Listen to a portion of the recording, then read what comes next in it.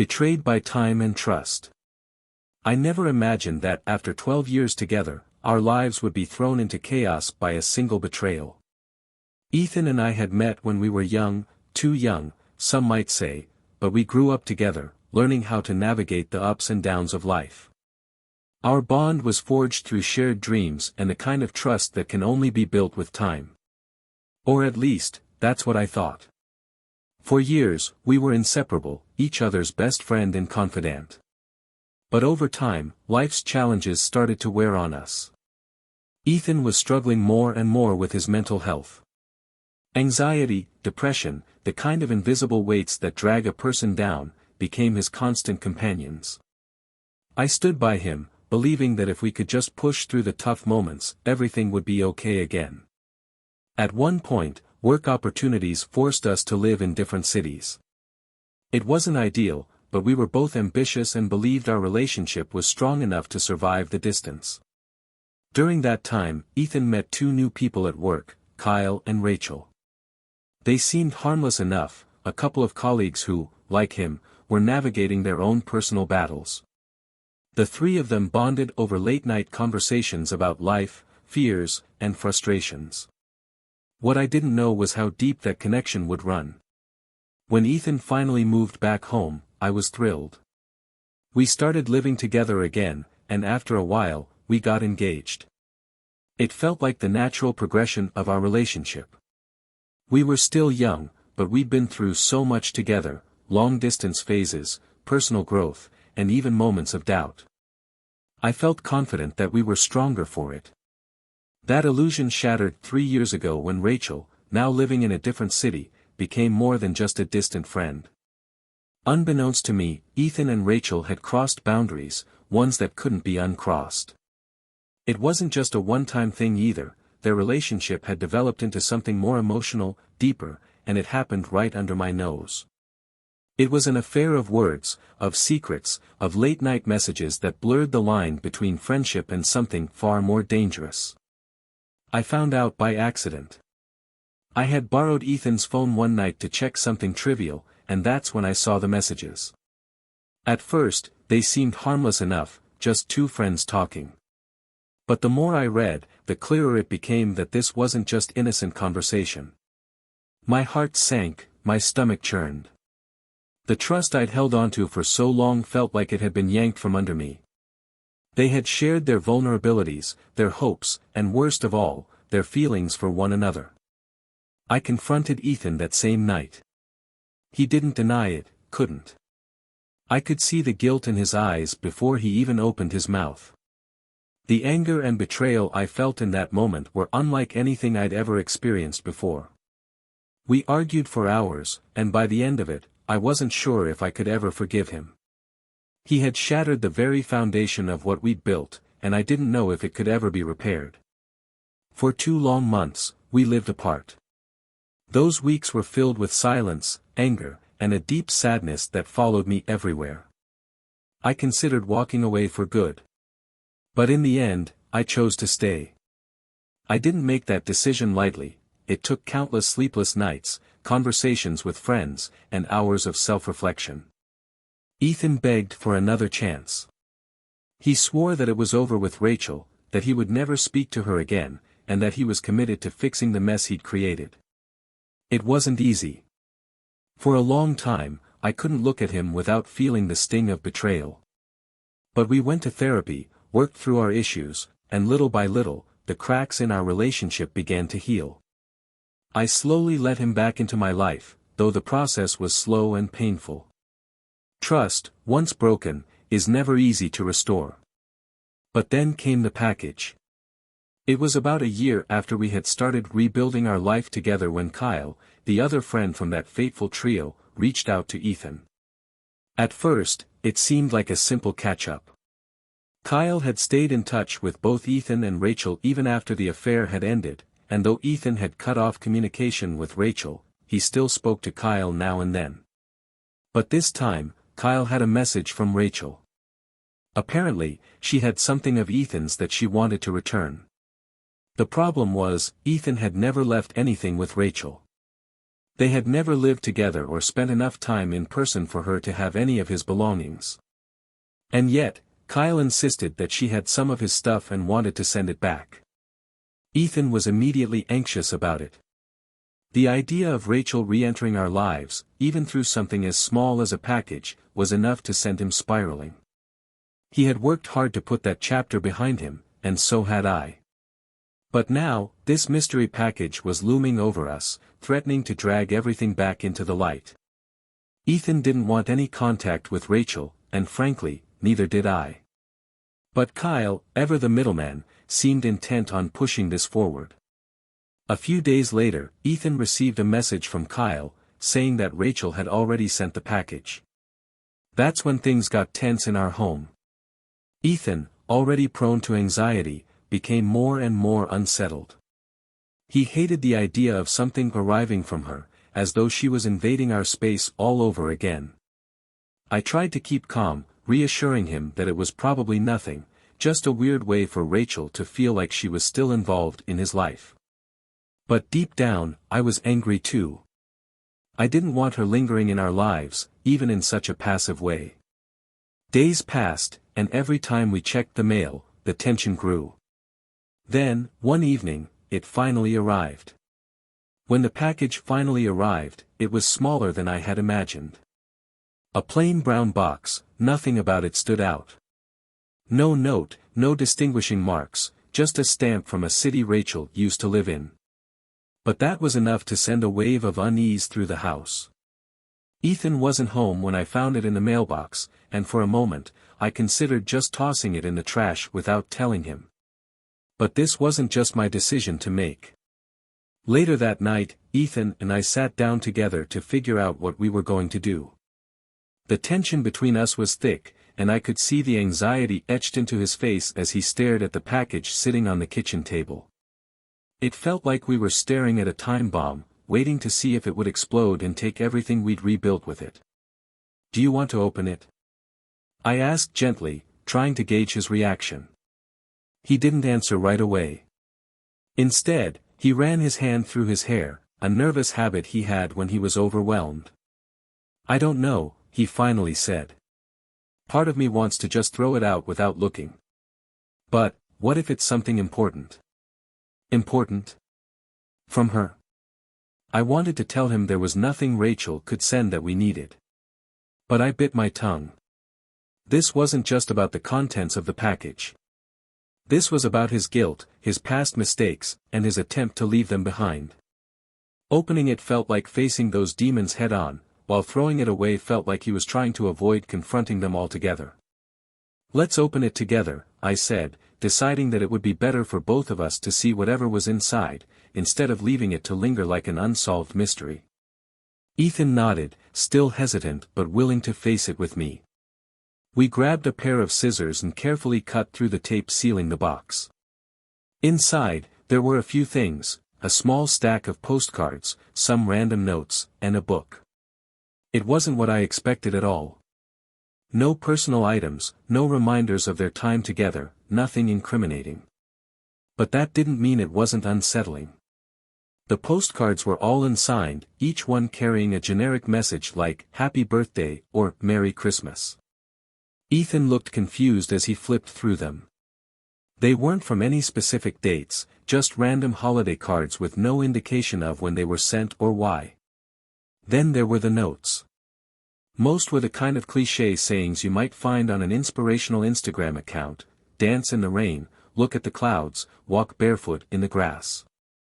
At first glance, they seemed harmless, but as Ethan kept reading, I saw his expression darken. "What's wrong?" I asked, my concern growing with each page he turned. These are things she used to say to me," he said quietly, his voice barely above a whisper. "Back when we were talking, she would send me these kinds of messages. Like she thought she was some free-spirited, deep thinker." He tossed the notes onto the table in frustration, and I could see the pain in his eyes. For him, these weren't just cheesy phrases, they were memories of a time he'd rather forget, reminders of a relationship that had nearly destroyed us. And then there was the book. A young adult romance novel called Stargirl. I'd never heard of it, but the cover showed a girl standing in the rain, smiling as if she had a secret the rest of the world didn't know. I picked it up, flipping through the pages, and immediately saw that it had been filled with notes, small, cramped handwriting scribbled in the margins, sometimes over entire paragraphs. The notes were all written by Rachel. "They're all about the main character," Ethan said, leaning over to look at the book. "She's idealizing the girl in the story, saying how she's misunderstood and magical, like she's some kind of special snowflake." He paused for a moment, his eyes scanning the pages. "And I think she sees herself as this girl. Like she's trying to remind me of how magical she thought she was." I couldn't help but roll my eyes at the sheer absurdity of it all. The whole thing felt like Rachel was trying to play some kind of manipulative game, sending cryptic messages through this ridiculous novel, hoping to stir up feelings that Ethan had long since buried. "What does the note at the front say?" I asked, pointing to a small handwritten message inside the cover. Ethan read it aloud, "Read the sequel. You'll understand." I couldn't hold back my laughter at that point. It was just too much, too ridiculous, too over the top.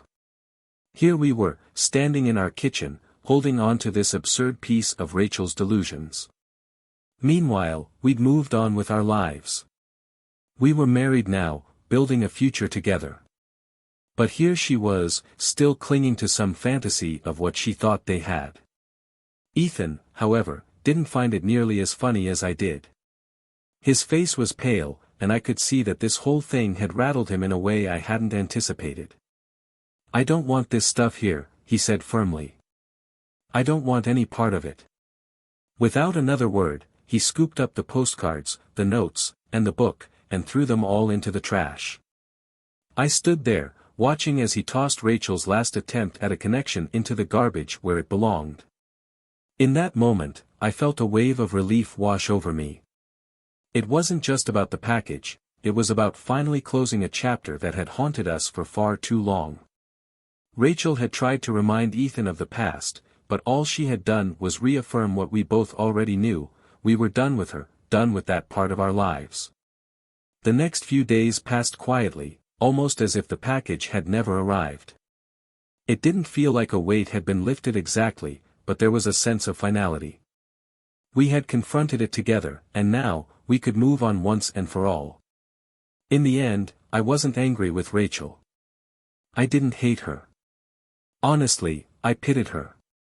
She was still trapped in a moment that had long since passed, while we were living our lives, building a future together. She was an outsider now, a footnote in a story that no longer had room for her. And as we sat together that evening, Ethan's hand in mine, I realized that this was all that mattered, the two of us, here, now, moving forward without looking back. After we tossed the package and its contents into the trash, it felt like we'd finally put the last nail in the coffin of that chapter of our lives. Ethan and I had done the hard work to rebuild trust, and though it was far from easy, we had made it through the worst of it together. But something about the arrival of that package stayed with me, nagging in the back of my mind. It wasn't about Rachel herself anymore. She had become little more than a sad memory, but rather about how deep the scars of betrayal run, and how easily they can resurface, even when you think you've moved on. That night, after the package incident, I couldn't sleep. Ethan had fallen asleep beside me, exhausted from the emotional roller coaster of the evening, but I lay awake, staring at the ceiling. My thoughts swirled around everything that had happened in the past few years: the affair, the separation, the therapy, the slow process of rebuilding what had been broken. We had come so far, and yet, here I was, still feeling the sting of something as small as a package. I realized then that healing isn't always a straight line. Just because we had made progress didn't mean the past wouldn't creep up on us every now and then. And maybe that was okay. Maybe part of moving forward was accepting that the hurt doesn't just disappear. It lingers, but it doesn't have to define us anymore. The next morning, as I made coffee, Ethan came into the kitchen, looking a little more relaxed than the night before. He smiled when he saw me, and for a moment, it felt like the tension of the previous days had faded. We didn't need to talk about the package anymore. It was behind us. Or so I thought. But life, as it often does, has a way of throwing curveballs when you least expect it. A few days after we had thrown away the package, Ethan received a message from Kyle, the same friend who had facilitated Rachel sending us the package in the first place. I didn't know what the message said at first, but I could tell by the look on Ethan's face that it wasn't good news. His brow furrowed as he read the text, his lips pressed into a thin line. "What is it?" I asked, trying to keep my voice steady. Ethan sighed heavily, running a hand through his hair the way he always did when he was stressed. "It's Kyle. He says Rachel is upset that we didn't acknowledge the package. She's been messaging him, asking why I didn't respond." I could feel my stomach knotting at the mention of her name again. "Why is Kyle even getting involved in this?" I asked, my frustration bubbling to the surface. "He knows you don't want anything to do with her." Ethan shook his head, clearly just as exasperated. "He doesn't get it. He's still stuck in this idea that we were all supposed to be friends forever. He can't seem to understand that things are different now." I crossed my arms, leaning against the counter. "So what does Rachel want now? An apology? Closure?" "She wants me to acknowledge her gift," Ethan said, making air quotes around the word gift with a bitter laugh. "She feels like I owed her at least that much." The audacity of it all made my blood boil. After everything she had done, after the lies, the affair, and the manipulation, she had the nerve to demand recognition for a package filled with sentimental nonsense. I wanted to scream. Instead, I took a deep breath, trying to think rationally. "Are you going to reply?" I asked, though I already knew the answer. "No," Ethan said firmly. "I blocked her for a reason. I'm not letting her pull me back into that mess. That should have been the end of it." But once again, Rachel wasn't done. The following week, Ethan received yet another message from Kyle, this time more urgent in tone. Apparently, Rachel had taken things a step further. She had been telling people in their old friend group that Ethan had abandoned her and that she had been hurt by his coldness. Kyle was asking Ethan to just talk to her, to clear the air, as if this was all some minor misunderstanding. This was the moment I'd been dreading. It wasn't just about the package anymore. Now Rachel was trying to rewrite the narrative, to paint herself as the victim in all of this. I could see the frustration in Ethan's eyes, but more than that, I could see the guilt creeping back in, the guilt he'd carried with him since the affair came to light. He was starting to doubt himself again, wondering if maybe he had handled things the wrong way. "I don't owe her anything," he said, almost as if trying to convince himself. "I know that." I reached across the table and took his hand in mine. "You don't," I said, my voice firm. "You don't owe her an explanation, or a conversation, or anything. She made her choices, and you made yours. You've done enough." Ethan nodded, but I could tell the weight of it all was still bearing down on him. The guilt, the regret, the fear that maybe, somehow, he was the one to blame for the way things had ended. It didn't matter that Rachel was the one who had crossed the line in the first place. Ethan was the kind of person who carried the weight of other people's emotions, even when he shouldn't. As the days passed, I could see how much this was affecting him. He stopped sleeping well, became more withdrawn, and even started second-guessing decisions he had made long ago. It was like Rachel's shadow had returned, casting a dark cloud over our lives once again. And I wasn't about to let that happen. One evening, after watching Ethan struggle with his thoughts for too long, I decided it was time for us to make a change. We couldn't keep letting Rachel's manipulations control our lives. We had worked too hard to let the past undo all of our progress. "I think we need to cut Kyle off," I said, sitting beside Ethan on the couch. Ethan looked at me, his expression weary but understanding. "You're probably right," he admitted. I didn't want to lose another friend over this." "I get that," I said, squeezing his hand.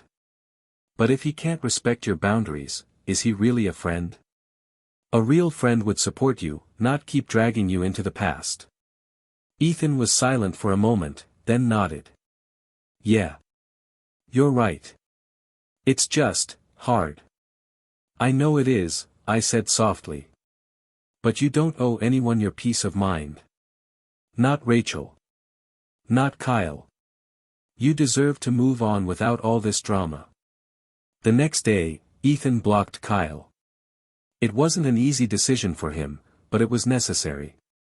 We had tried everything, tried reasoning with him, tried explaining why we didn't want any more contact with Rachel, but in the end, Kyle was too invested in his own version of events to let us move on. And as for Rachel? Well, we never heard from her again. Whether she finally got the message or simply found a new way to occupy her time, I'll never know. But what I do know is that by cutting ties with her, and with anyone who insisted on keeping her in our lives, we finally reclaimed the peace we had fought so hard for. Ethan and I are still together, stronger now than we've ever been.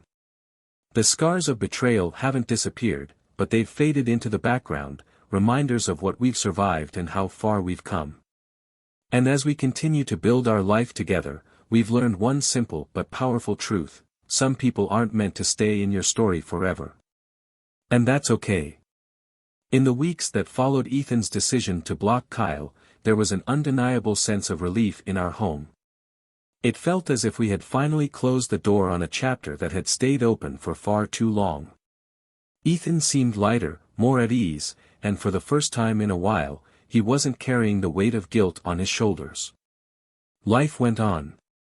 We went back to our routines: work, dinners with friends, lazy weekends spent binge-watching shows or exploring new places in town. We had survived a storm that had once seemed impossible to weather, and I thought we had finally reached the calm. But peace, it turns out, is fragile. It wasn't long before rumors started circulating among the old group of friends, those who had known Ethan, Rachel, and Kyle during their trio days. While Ethan had successfully distanced himself from Kyle and Rachel, it seemed the drama hadn't completely died down. We started hearing from mutual friends that Rachel had been telling people a twisted version of events, framing Ethan as the one who had abandoned her, and how Kyle had been forced to choose sides in their fallout. One evening, as we were settling in for dinner, Ethan got a call from an old college friend, Jared. I didn't think much of it at first. After all, we hadn't heard from Jared in a while, but when Ethan hung up, his face was a mixture of frustration and disbelief. "What did he say?" I asked, already bracing myself for more bad news. Ethan leaned back in his chair, rubbing his temples. He heard from Kyle. "Apparently, Rachel's been spreading some story about me, saying I ghosted her after everything we went through, and that I've been ignoring Kyle, too." Jared wanted to know what was going on. I sighed, already feeling the exhaustion of this never-ending cycle. "So, what did you tell him?" "I told him the truth," Ethan said, his voice tight with frustration. "That Rachel and I had an affair years ago, that we cut ties because it was toxic, and that Kyle just couldn't let it go.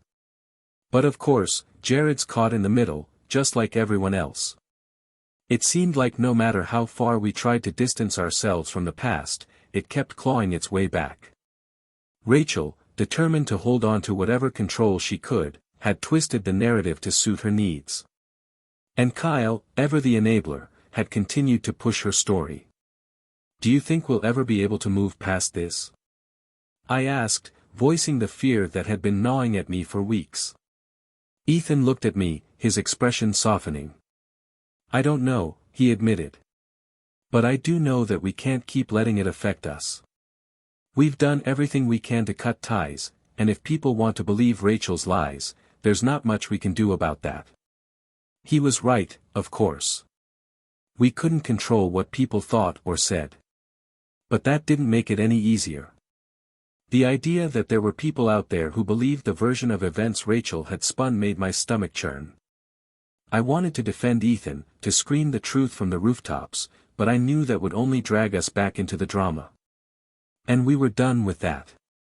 A few days later, we decided to throw a small dinner party with our closest friends, the ones who had been by our side through everything. We needed a night of normalcy, surrounded by people who knew the real us and who had no interest in the old rumors or drama. It was exactly what we needed: laughter, good food, and the comforting feeling of being with people who loved and supported us. During the evening, one of my closest friends, Laura, pulled me aside. She was one of the few who had been with me during the darkest days after the affair, the one who had talked me through the decision to give Ethan a second chance. "I just want you to know," she said quietly, "no matter what people say, we all know the truth. You and Ethan have been through hell and back, and you've come out stronger. Don't let the ghosts of the past steal your happiness." Her words hit me hard, not just because they were true, but because they reminded me that, in the end, the people who mattered knew the real story. The ones who stuck around didn't need to be convinced or hear our side of things. They'd seen the truth in our actions, in the way we had rebuilt our lives together. That night, after everyone had gone home, Ethan and I sat on the couch, the remnants of the evening still scattered around us, empty wine glasses, leftover dessert plates, the low hum of music in the background. "We're going to be okay, aren't we?" I asked, more to reassure myself than anything. Ethan turned to me, his eyes full of warmth. "Yeah, we are," he said. "We've already made it through the worst of it. This is just noise." And for the first time in a long time, I believed him. In the weeks that followed, the rumors started to fade. It seemed like the drama had finally burned itself out, with even Rachel's most loyal supporters tiring of the same old story. Ethan and I stayed focused on our life together, finding joy in the simple things: weekend trips, quiet evenings at home, and planning for the future. One day, out of the blue, we received an unexpected message. It wasn't from Rachel, or Kyle, or anyone from that chapter of our lives. It was from Jared, the same friend who had reached out to Ethan, caught in the middle of the rumors. This time, the tone of the message was different. "I wanted to apologize," it read. "I shouldn't have doubted you. After hearing more of what's been going on, I realize I was wrong to even entertain those stories. You and Kate deserve better than that." Reading those words felt like a weight had lifted. Not because we needed Jared's validation, but because it signaled the end of something we hadn't realized was still lingering. It was a small moment of closure, a final reminder that we had come through the other side intact, stronger, and with a clearer sense of who we were and who we wanted to be. As the months passed, the memory of Rachel and Kyle slowly faded into the background, replaced by new experiences, new memories, and the excitement of what lay ahead. Ethan and I were ready for the next chapter, a chapter that was ours alone, untainted by the mistakes of the past. And as I looked over at him one quiet evening, watching the peaceful way he smiled as he read his book, I knew that we had finally left the shadows behind us. This was our story now. And it was just beginning. As the weeks turned into months, life slowly regained a sense of normalcy. Ethan and I managed to put most of the drama behind us.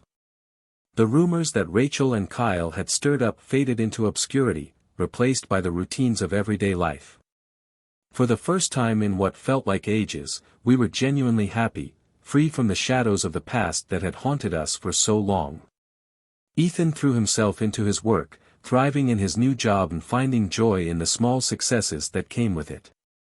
I watched him slowly regain the confidence he'd lost, a quiet strength returning to him that had been missing for a long time. As for me, I focused on my own career, setting new goals and immersing myself in creative projects that fueled my passions. But even as we moved forward, there were still moments when the past crept back in. Every once in a while, I'd catch Ethan staring off into the distance, his expression clouded with something I couldn't quite place. When I asked him about it, he always shrugged it off, saying it was nothing. I wanted to believe him, but deep down, I knew better. Betrayal has a way of leaving invisible scars, ones that don't heal easily, even when things seem to be going well. One evening, as we were settling in for dinner, Ethan looked at me, his face serious. "There's something I've been meaning to talk to you about," he said, his voice low. I set my fork down, suddenly feeling uneasy. What is it? He hesitated for a moment before speaking. I've been thinking a lot lately about everything that happened with Rachel and Kyle. I know we've tried to move on, and we have, but, he paused, clearly searching for the right words. I still feel like I never really faced it the way I should have. I ran from it, from the guilt, from the mistakes I made. I don't want it to hang over us anymore. I nodded slowly, unsure of where he was going with this. What do you mean? I think I need to confront it head on. I've been carrying this weight for so long, and I feel like I owe it to us, to you, to really deal with it. A knot tightened in my chest. What are you saying, Ethan? Do you want to reach out to Rachel? To Kyle? He shook his head quickly. No. I'm done with them. I don't want them back in our lives. But I think I need to talk to someone. A therapist. I thought I could handle it on my own, but it's been eating away at me. Relief washed over me at his words. I had feared for a moment that he wanted to reopen old wounds, but this was different. This was Ethan finally acknowledging that he couldn't carry the burden of his guilt alone, that he needed help to process everything he'd been through. I think that's a good idea, I said softly. You've been through a lot. We both have. And there's no shame in needing help. Ethan nodded, his shoulders relaxing slightly. I didn't want to admit it for a long time. I thought if I just pushed it down, it would go away. But it doesn't work like that. I reached across the table and took his hand in mine, squeezing it gently. We've been through so much already. We'll get through this, too. Together. Over the next few weeks, Ethan started seeing a therapist. At first, he was hesitant, unsure of how to open up about the things that had haunted him for so long. But gradually, he began to unravel the tangled web of emotions he'd been carrying: guilt, shame, regret, fear. He talked about the affair, about how it had happened and why, and he confronted the parts of himself that he had tried to ignore for years. It wasn't an easy process. Some days, after his therapy sessions, Ethan would come home exhausted, emotionally drained from digging through the memories he had buried. But little by little, I could see the changes in him. He was becoming more present, more at peace with himself. And in turn, our relationship grew stronger. For the first time, I felt like we were truly healing, not just pushing through the pain, but working through it together. One evening, after one of his sessions, Ethan came home with a sense of calm that I hadn't seen in a long time. We sat together on the couch, the soft hum of the television in the background as we talked about his progress. You know, he said, his voice thoughtful, I never realized how much of my anxiety came from not forgiving myself. I thought it was all about what I'd done to you, but part of it was that I couldn't let go of my own mistakes. I kept punishing myself, even after you forgave me. I leaned my head on his shoulder, feeling a sense of relief wash over me. I think we both needed time to heal, I said. And it's okay that it took a while. What matters is that we're here now, together. Ethan smiled, wrapping his arm around me. You're right. I'm glad I finally faced it. It feels like I can breathe again. In the months that followed, life continued to move forward, but this time with a newfound sense of peace. We had faced the hardest parts of our past, confronted the things that had once seemed too painful to bear, and come out the other side stronger than ever. The scars were still there, but they didn't define us anymore. They were just part of the story, part of the journey that had led us to where we were now. One quiet evening, as we sat together on the porch, watching the sun set in a blaze of pink and orange, I realized something. The weight of the past had finally lifted. We were free. And in that moment, I knew that whatever challenges lay ahead, we would face them together, stronger, wiser, and more in love than ever before. As life settled into this new, more peaceful rhythm, I couldn't help but feel a sense of pride in how far we had come. Ethan's therapy had been transformative, not just for him, but for us as a couple.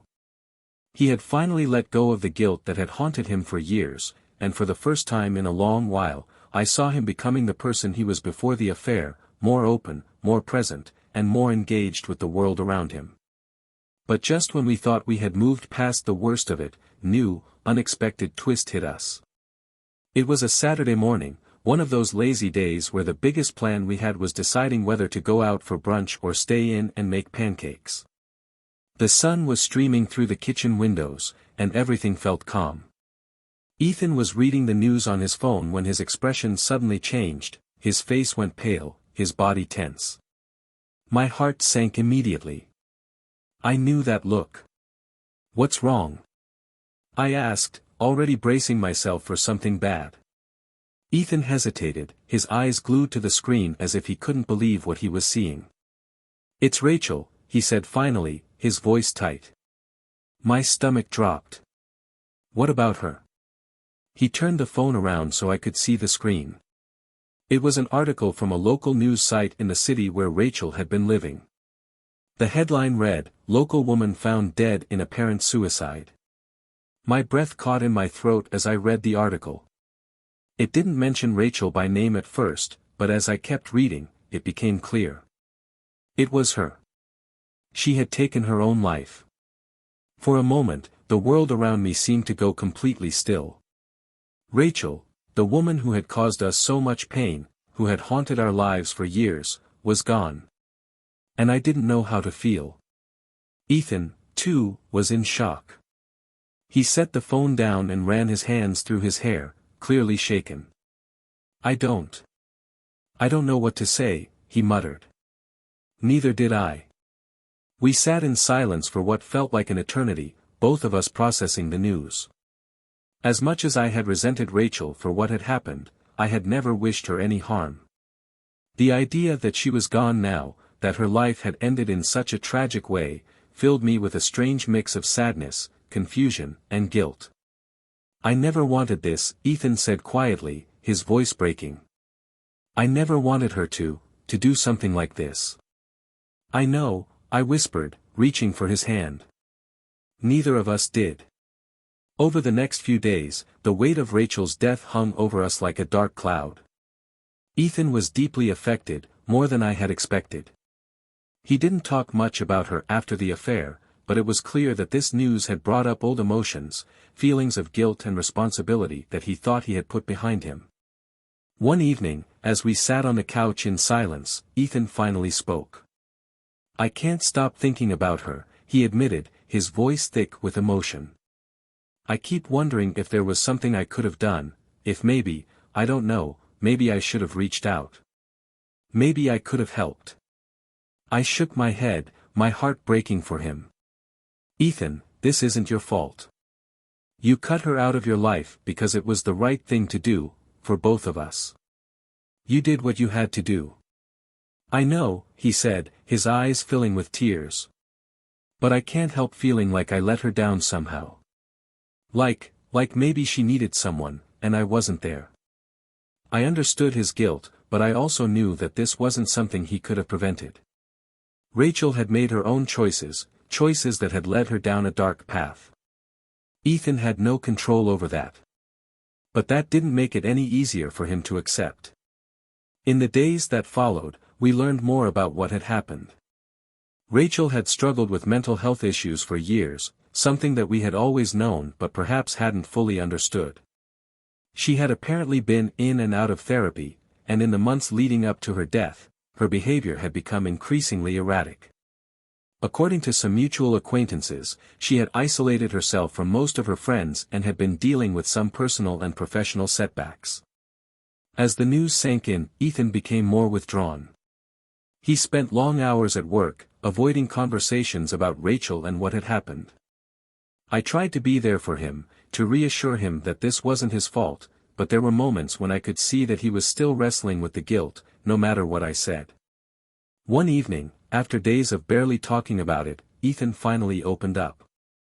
We were sitting outside on the porch, the cool night air swirling around us, when he turned to me, his face heavy with emotion.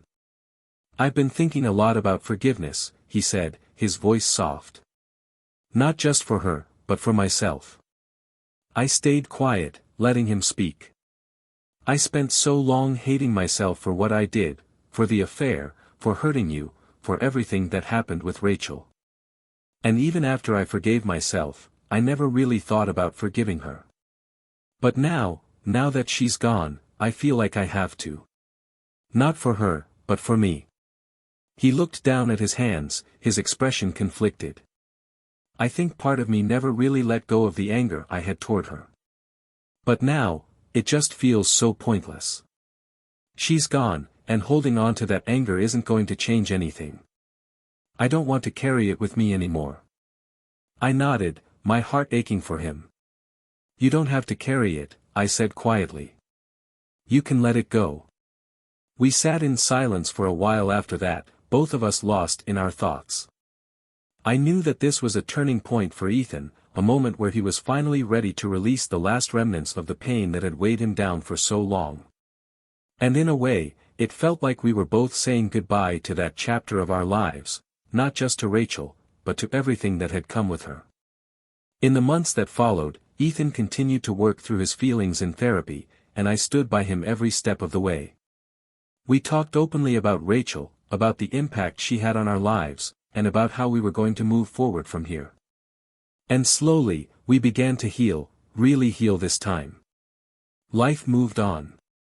The grief over Rachel's death softened with time, and though the scars of the past were still there, they no longer felt like open wounds. We had made it through, stronger and more resilient than we had ever been. And as we looked toward the future, I realized that no matter what challenges lay ahead, we were ready for them, because we had survived the darkest moments together. Whatever came next, we would face it side by side. After Rachel's passing, it felt as though a weight had been lifted, but not in the way we'd expected. The guilt, the anger, and the sadness that lingered in our hearts for so long were finally starting to dissolve, but in their place was an emptiness that neither Ethan nor I knew how to fill. It was like standing in the aftermath of a storm, the skies finally clear but the landscape around us forever changed. Ethan's therapy continued, and over time, he found a way to forgive himself for everything. The affair, the mistakes, the unresolved feelings about Rachel, all of it had been packed away and neatly folded into the past. I could see the relief in him, the weightlessness that came from releasing so much emotional baggage. But there was still something lingering between us, something I couldn't quite put into words. We'd survived the worst, no doubt about that.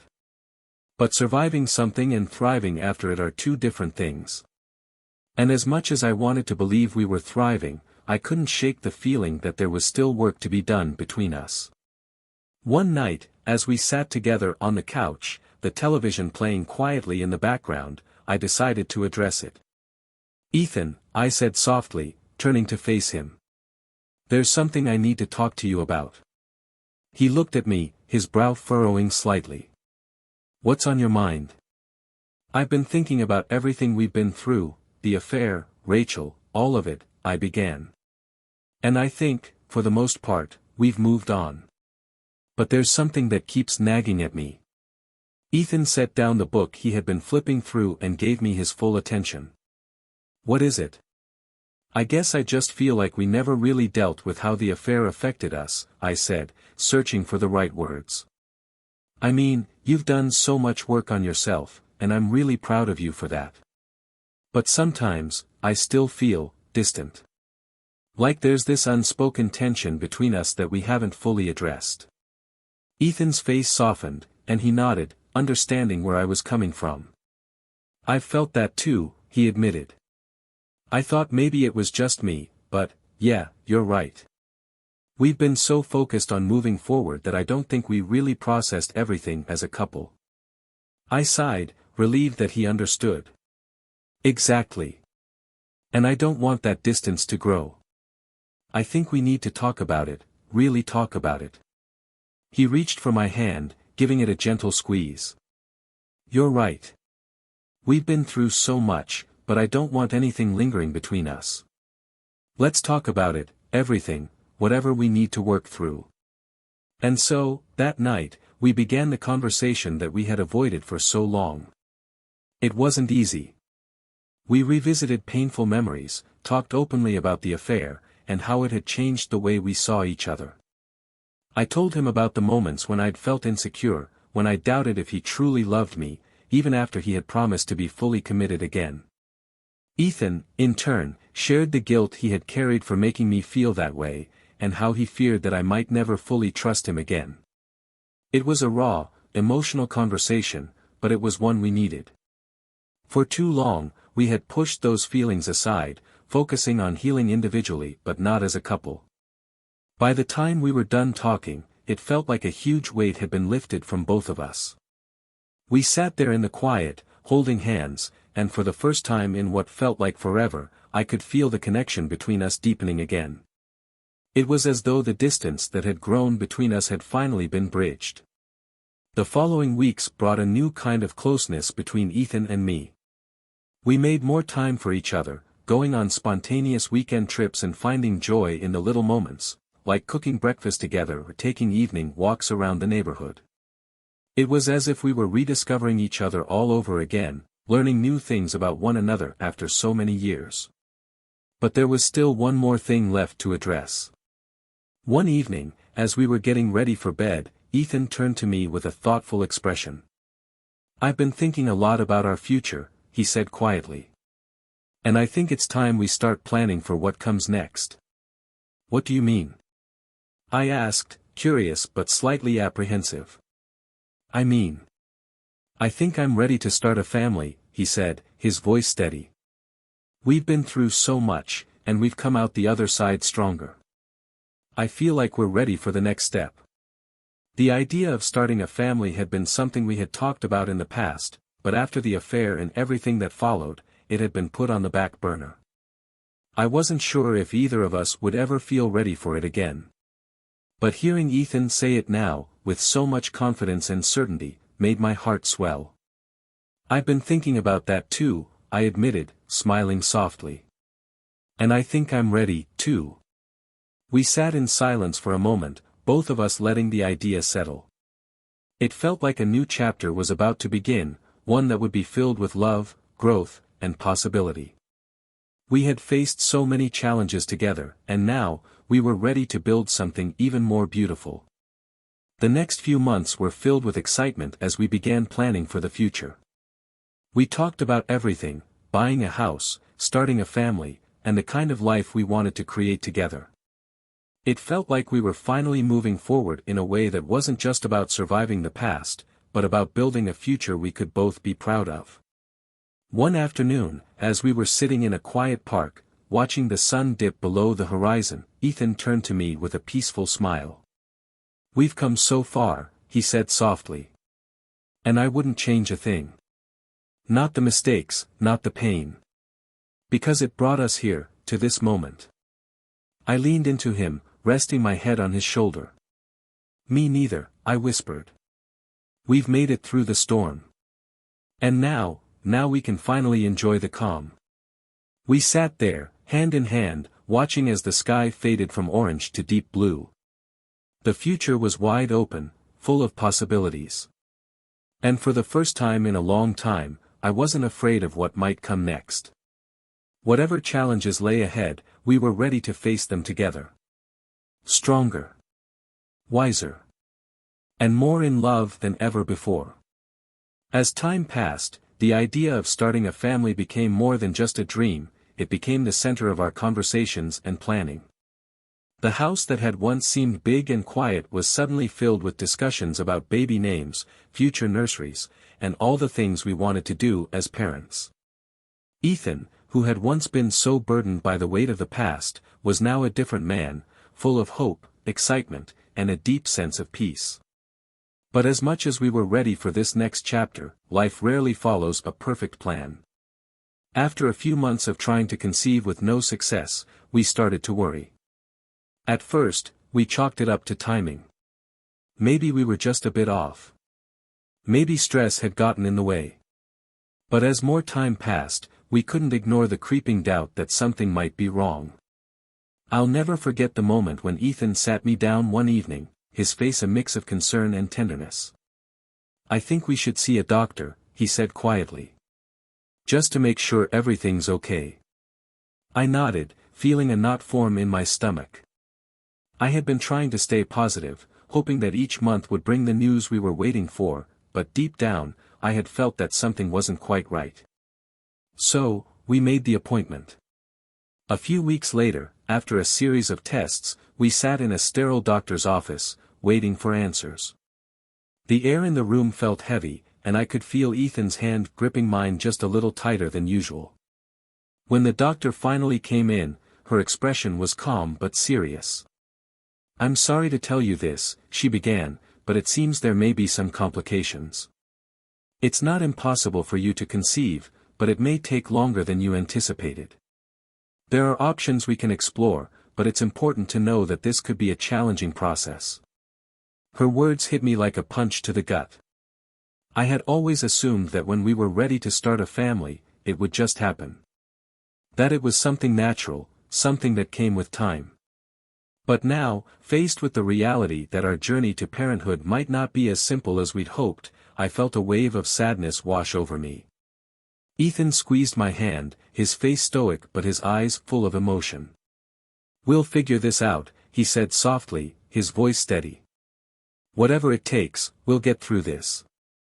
And I knew he meant it. Over the next few months, we began exploring our options. Fertility treatments, possible procedures, and even the idea of adoption came up in our discussions. It was a difficult time, filled with uncertainty and frustration, but through it all, Ethan was my rock. Every step of the way, he was there, offering me strength and support even when I felt like I couldn't keep going. One evening, after a particularly emotional appointment, we came home and sat in the living room, the weight of everything hanging over us. I could see the exhaustion in Ethan's eyes, but also the determination. "I've been thinking a lot about this," he said after a long silence. "About what we really want. About what starting a family means to us." I looked at him, waiting for him to continue. I think I want us to be open to whatever happens," he said quietly. "Whether it's having our own biological children, adopting, or even just the two of us continuing our lives together. I don't want us to lose sight of what matters most. And that's us. Our love, our partnership. That's the foundation, and everything else will come in time." His words hit me deeply, and tears welled up in my eyes. He was right. In all the stress and heartache, I had forgotten that our relationship was the most important thing. Whether or not we became parents in the traditional sense, we were still building a life together, a life full of love and meaning. "I want that too," I whispered, my voice shaky with emotion. "I don't care how it happens. I just want us to be happy." Ethan smiled softly, pulling me into his arms. "We will be," he said. "We already are." From that moment on, we decided to let go of the tight grip we had on how our lives were supposed to unfold. We continued with fertility treatments, but we also started looking into adoption, finding comfort in the idea that family wasn't defined by biology alone. There were many ways to become parents, and we were open to whatever path life took us down. As time went on, we became more at peace with the uncertainty. There were still difficult days, moments when the longing for a child felt overwhelming, but we faced those challenges together. And in doing so, we grew even closer, our bond deepened by the trials we were enduring side by side. Then, one morning, everything changed. I had been feeling off for a few days, nothing major, just a vague sense of tiredness and queasiness that I couldn't quite explain. At first, I didn't think much of it, assuming it was just stress catching up with me. But then I missed my period. I tried not to get my hopes up.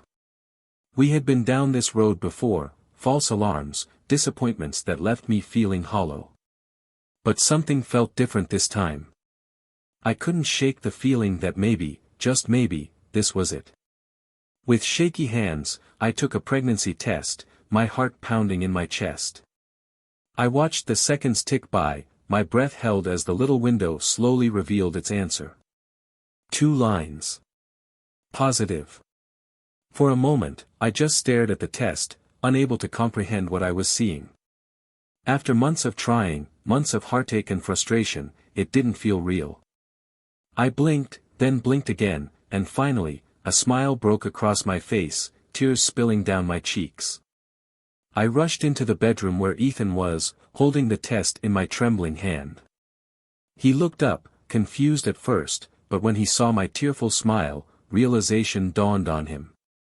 "Are you?" he asked, his voice full of awe and disbelief. I nodded, unable to speak, and his face lit up with pure joy. He pulled me into his arms, laughing through his own tears as we stood there, holding each other tightly.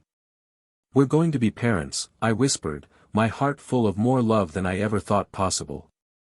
From that moment on, everything changed. The next 9 months were a whirlwind of excitement, anticipation, and nervous preparation. We decorated the nursery, read every parenting book we could get our hands on, and spent countless nights talking about what kind of parents we wanted to be. The joy of it all was overwhelming, a stark contrast to the struggles we had faced in the past. And then, the day finally came. After hours of labor, our son, James, was born, a beautiful, perfect baby boy who filled our hearts with more love than we ever thought possible. Holding him for the first time, I felt like all the pieces of our lives had finally fallen into place. Ethan was right. It didn't matter how we got here, whether through fertility treatments, adoption, or the miracle of natural conception. What mattered was that we had built this life together, full of love, resilience, and hope. And now, we had this beautiful little boy to share it with. As we stood together, gazing down at James, I knew that everything we had been through, the pain, the challenges, the uncertainty, had all led us to this moment. We had survived the storms, faced our demons, and come out stronger on the other side. And now, as we embarked on this new journey of parenthood, I knew that whatever challenges lay ahead, we would face them the same way we always had, together, stronger and more in love than ever. The first few weeks of parenthood were nothing short of overwhelming, a beautiful chaos that neither Ethan nor I had truly anticipated. Sleep was a distant memory, and our days seemed to blur into one long cycle of feedings, diaper changes, and the occasional quiet moment where we just stared at James in awe, amazed that this tiny little human was ours. James, with his curious eyes and tiny hands, had instantly become the center of our world. Ethan had taken to fatherhood with a kind of quiet confidence that both surprised and comforted me. Despite all the struggles we had faced to get here, he seemed completely at ease, holding James with a gentle assurance and soothing him with whispered words when he cried. But for me, it wasn't quite as easy. While I loved James more than anything in the world, I couldn't ignore the exhaustion that weighed heavily on me. The constant lack of sleep, the pressures of breastfeeding, and the overwhelming responsibility of caring for a newborn left me feeling drained in ways I hadn't expected. One evening, after a particularly exhausting day, I sat on the edge of the bed, staring down at James, who had finally fallen asleep in his crib. Ethan came into the room, noticing the weariness etched on my face. "You okay?" he asked gently, sitting down beside me. I let out a long sigh, rubbing my tired eyes. "I don't know. I'm just so tired, Ethan. More than I thought I'd be." He nodded, understanding. "It's a lot. And you've been doing an amazing job. But you don't have to do it all yourself, you know. I'm here." I looked at him, feeling a mixture of gratitude and frustration. "I know you're here, but sometimes I feel like I'm failing. Like I should be doing more, or doing better.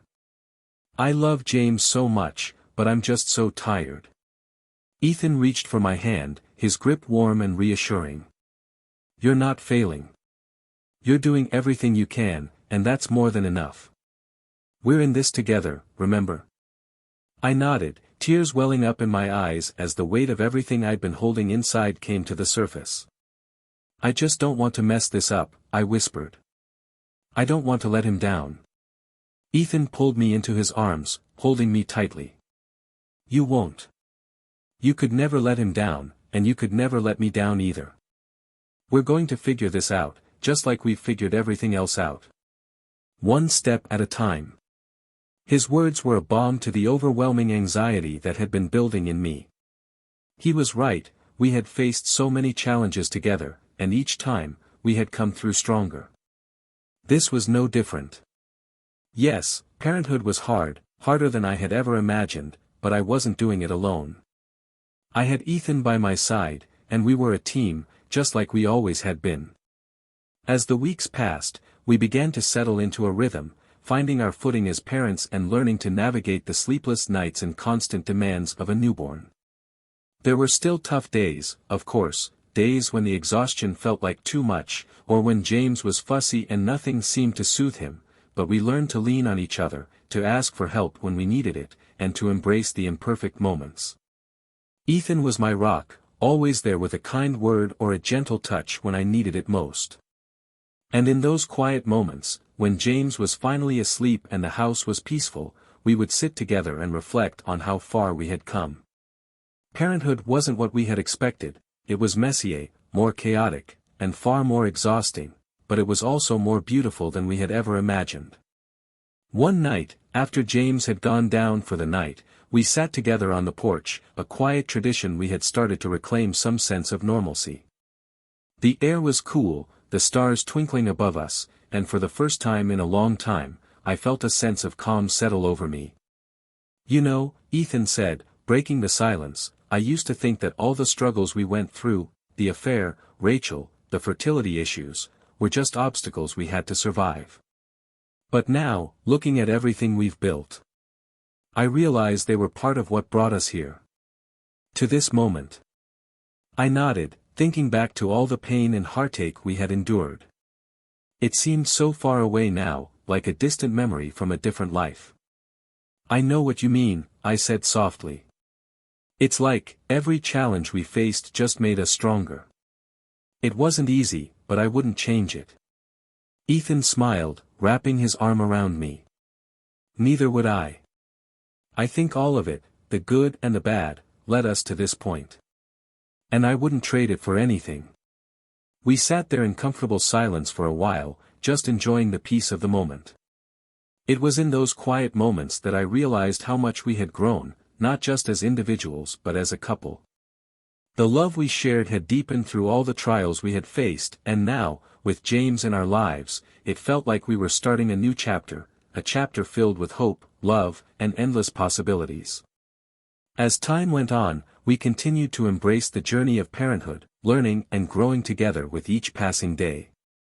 James grew before our eyes, and with each milestone, his first smile, his first laugh, his first steps, I felt a profound sense of gratitude for the life we had built together. We had faced the darkest moments of our lives and come out on the other side, stronger and more united than ever. And now, as we moved forward into this new chapter, I knew that no matter what challenges lay ahead, we would face them the way we always had, together. Because in the end, that's what mattered most. Not the mistakes we had made, not the struggles we had endured, but the love that had carried us through it all. And with that love, I knew we could face anything. As the months passed, life settled into a new rhythm with James at the center of everything. The sleepless nights began to feel a little less grueling, and we started to find joy in the chaos that came with raising a baby. Ethan and I had fallen into a kind of harmony that I hadn't realized was possible. Our bond had grown stronger through every challenge, and now, with James in our lives, we found ourselves more deeply connected than ever. But just when it seemed like we had found our stride, life threw another unexpected curveball our way. It was a rainy Sunday afternoon when the phone rang. I was in the middle of folding laundry while James napped, and Ethan was in the living room, reading. When he answered the phone, his voice sounded normal at first, but as the conversation progressed, his tone changed, growing quieter, more serious. I watched as his posture stiffened, his expression darkening. When he hung up, he sat there for a moment, staring down at the phone in his hand. "Who was that?" I asked, already sensing that something was wrong. Ethan looked up at me, his face a mixture of disbelief and concern. It was Kyle. The name hit me like a punch to the gut. Kyle, the man who had once been Ethan's closest friend, who had been tangled up in all the drama with Rachel. We hadn't heard from him in years. After Ethan had cut him off, we thought that chapter of our lives was finally closed. What did he want? I asked, my voice tense. Ethan let out a long sigh.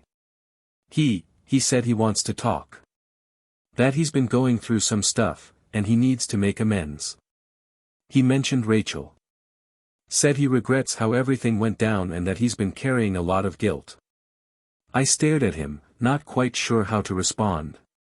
Rachel was gone, her memory faded into the past, and Kyle had been part of the reason we had cut ties with that entire mess.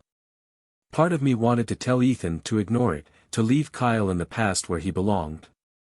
But another part of me knew that this might be something Ethan needed, to close the door on that chapter once and for all. What do you want to do? I asked, my voice softening. Ethan hesitated, his brow furrowed in thought. I don't know. I mean, part of me doesn't want to have anything to do with him. We've moved on, we're happy, why dredge all of that up again? But at the same time, I feel like there's unfinished business. Like maybe I need to hear him out. I nodded, understanding his dilemma. We had both worked so hard to put the past behind us, but sometimes the ghosts of old friendships linger in ways we don't expect. Ethan had been carrying the weight of what had happened with Rachel for years, and even though we had healed, there was a part of him that had never fully dealt with the fallout from his friendship with Kyle. Maybe it's worth hearing him out, I said carefully. But only if you're ready for it. If it's going to bring up old wounds, then maybe it's best to let it go. Ethan was quiet for a moment, then finally nodded. You're right. I'll think about it. I don't want to reopen any of that if it's going to mess with everything we've built. I don't think anything can mess with what we've built, I said, smiling at him. We've been through too much for that. But you need to do what feels right for you. Over the next few days, Ethan wrestled with his decision. I could see the conflict in him, the way his mind kept drifting back to that phone call. He was torn between the desire to leave the past behind and the need for closure with someone who had once been an important part of his life. Finally, one evening, Ethan made his decision. I think I'm going to meet with Kyle, he said quietly as we sat together after dinner. Just once. To hear him out and to put it all behind me for good. I don't want to carry any more baggage from the past. I nodded, supporting his choice. I think that's a good idea. If it helps you find peace, then it's worth it. The following weekend, Ethan met Kyle for coffee at a small cafe downtown. I stayed home with James, feeling a mix of anxiety and curiosity about how the conversation would go. Ethan had come so far since those dark days, and I didn't want anything to pull him back into that emotional turmoil. When he returned home later that afternoon, his expression was calm but thoughtful. I could tell the conversation had been intense, but there was a sense of relief in his eyes. How did it go? I asked, eager to know how things had unfolded. Ethan sighed, sitting down beside me. It was strange, but good. Kyle apologized for everything, how he handled things with Rachel, how he pressured me to stay in touch with her even when I knew it was wrong. He admitted that he'd been dealing with his own issues back then and didn't realize how much damage he was causing. He said he's been in therapy and has been trying to make amends with people he hurt. I listened quietly, letting him process.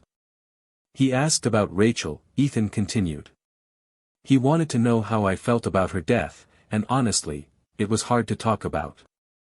But I told him the truth, that it was a tragic situation, but I've made peace with it. I don't carry the guilt anymore.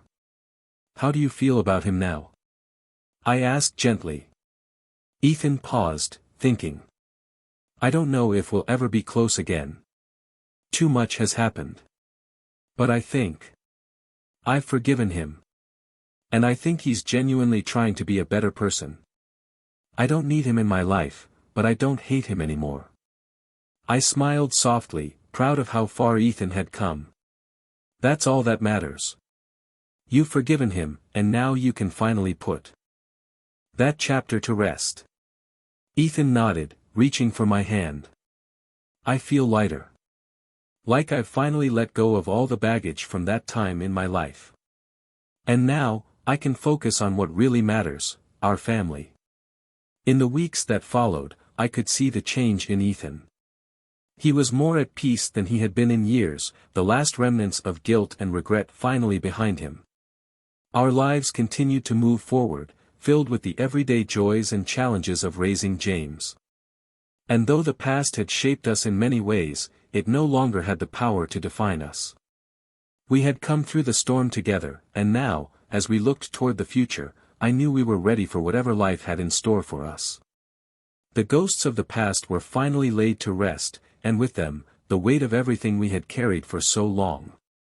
And in the quiet moments, when it was just the three of us, me, Ethan, and James, I realized something. Life wasn't perfect, but it was ours. And after everything we had been through, that was more than enough. Life carried on with a sense of peace that Ethan and I hadn't felt in a long time. The weight of the past, the trauma of the affair, Rachel's death, and even the conversation with Kyle, all seemed like distant memories. We had our family, our son James, and a future that felt hopeful. For the first time in years, we were truly content. But sometimes, life has a cruel way of twisting fate when you least expect it. It was a warm summer evening when everything changed. James had just turned 2, and we were spending more time outdoors, enjoying the longer days. That evening, we had decided to take James to the park for a little family time. He loved to run around and giggle as Ethan chased him, and I sat back on the park bench, watching them with a smile that seemed permanently etched on my face. James was full of energy, his tiny legs pumping as he ran ahead of us, Ethan right behind him, both of them laughing. My heart swelled with love as I watched them, this beautiful life we had created together after so much pain. It all felt too good to be true. And maybe, in some way, it was. One moment, James was running toward the playground, Ethan just a few steps behind him. The next moment, there was a loud screech of tires, and everything seemed to slow down. I turned just in time to see a car, speeding through the intersection near the park, careening toward the sidewalk where James was running. My heart stopped. I screamed, but it was too late. The car struck James with a sickening thud, and I felt my entire world collapse in an instant. Ethan, who had been right behind him, froze in shock before running to where James lay on the ground, his body crumpled and lifeless. The air was filled with the sound of my screams as I ran toward them, but everything felt distant, surreal, like I was trapped in a nightmare I couldn't wake from. Ethan was on his knees, cradling James in his arms, sobbing uncontrollably. I fell to the ground beside them, my hands trembling as I reached for my son, hoping, praying, that somehow, this wasn't real. But it was. The ambulance arrived quickly, but it felt like hours. They tried to save him, tried everything, but there was nothing they could do. James was gone. The days that followed were a blur. The hospital, the funeral, the condolences from friends and family, it all felt like an out-of-body experience, like I was watching someone else live my life. I couldn't process it. I couldn't accept that my baby, the light of our lives, was gone. Ethan and I clung to each other in those first few days, but the grief was too heavy, too all-consuming. We had survived so much together, but this was something different. Losing James broke something in both of us that couldn't be fixed. The laughter, the joy, the love that had once filled our home was replaced by an unbearable silence, a void that nothing could fill. Ethan tried to be strong for me, but I could see it in his eyes, he was crumbling inside, just like I was. We didn't talk about it, because talking about it made it real. Instead, we drifted through our days like ghosts, pretending to live, but barely surviving. One evening, a few months after James' death, Ethan came home late from work. I was sitting at the kitchen table, staring at an untouched plate of food. The silence between us had become normal, but that night, I could feel something different in the air. Something heavier. Ethan sat down across from me, his eyes red and swollen from crying. He didn't speak for a long time, and when he finally did, his voice was hollow. "I can't do this anymore," he whispered, his voice barely audible. I looked at him, my heart pounding in my chest. "What do you mean?" He shook his head, tears streaming down his face. "I can't live like this. I can't live with this pain. Losing James, it's too much. I can't. I can't be here anymore." Panic surged through me as I realized what he was saying. "Ethan, no," I pleaded, reaching for his hand. "We can get through this. We've gotten through so much already. We just need time." But Ethan pulled his hand away, shaking his head. "This is different. I can't. I can't survive this. I'm sorry." I begged him to stay, to fight through the pain with me, but I could see it in his eyes, he was already gone. The weight of losing James had crushed him, broken him in a way that couldn't be repaired. No matter how much I loved him, no matter how much I tried, I couldn't reach him. That night, Ethan left. He told me he needed space, but I knew it was more than that. He needed to escape the grief, the memories, the unbearable pain of living in a world without our son. I waited for days, hoping he would come back, but he never did. A week later, I got the call. Ethan had taken his own life. The news shattered whatever was left of my heart. I had already lost James, and now, I had lost Ethan too. The love of my life, the man I had built everything with, was gone, consumed by the same grief that was now threatening to swallow me whole. I stood at Ethan's funeral, numb and hollow, barely able to comprehend the finality of it all. I was alone now, truly alone, left with nothing but the memories of a life that had once been filled with so much hope and love. As I stood there, staring at the casket being lowered into the ground, I realized that no matter how much we had fought to survive, life had a way of breaking us in the end. The love we had shared, the strength we had built together, it wasn't enough to save us from the cruel hand of fate. In the end, it all slipped through our fingers. And I was left standing in the aftermath, alone, with nothing but the ghosts of the life we had once dreamed of. Thanks for watching, like and subscribe to the channel to watch my next videos and share with me your opinion, what you would do in my place.